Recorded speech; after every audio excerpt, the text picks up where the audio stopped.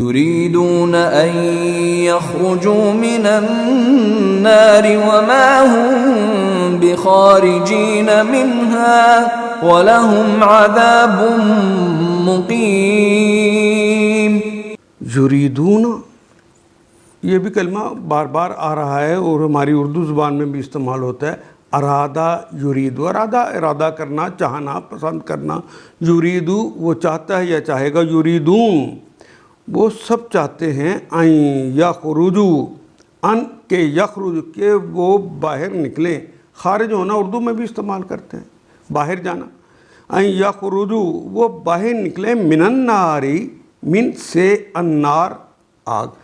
یہاں الف لام لگا ہوا ہے، اس آگ کی بات نہیں ہو رہی، وہ خاص آگ جو جہنم کی آگ ہے، جو آخرت کے اندر ان کے لیے تیار کی گئی تھی، کہ وہ سب چاہیں گے کہ وہ چاہتے ہیں کہ وہ وہاں سے وہ نکلیں۔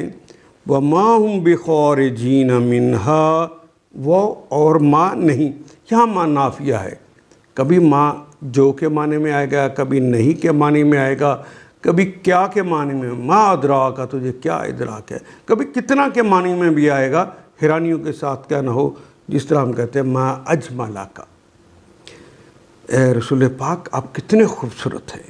وما ہم بخارجین، نہیں ہیں وہ خارجین کے ساتھ، یعنی باہر نکلنے والوں کے ساتھ نہیں ہیں، یعنی وہ باہر نہیں نکلیں گے، منہا اس میں سے، وَلَهُمْ وہ اور لام کے لیے اور ہم ان سب کے لیے، یا یقیناً کے معنی لگائیں گے لام کے تو اردو ادبی نہیں قبول کرے گا۔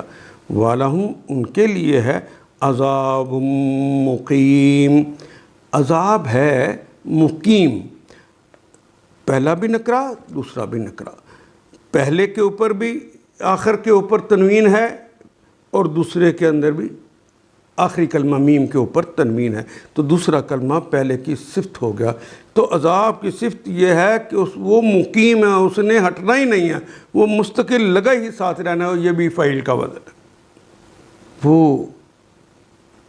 چاہیں گے، یریدون وہ چاہیں گے کہ دوزخ کے آگ سے نکل بھاگیں، مگر نکل نہ سکیں گے، اور انہیں قائم رہنے والا عذاب دیا جائے گا۔ ان آیات کو ایک دفعہ پھر تلاوت خود کیجیے، عربی و مبین پڑھتے ہوئے دیکھیے، کیا بات پوری اندر اتر رہی ہے؟ کیا یہ اردو کے سانچے میں ڈھلتی گئی ہیں عبارتیں؟ اگر بات سمجھ آنی شروع ہو گئی تو الحمدللہ یہی ہمارا ہدف ہے، اور یہ ہدف پورا ہو گیا۔ اللہ میرا اور آپ کا حامی و ناصر۔ الف لام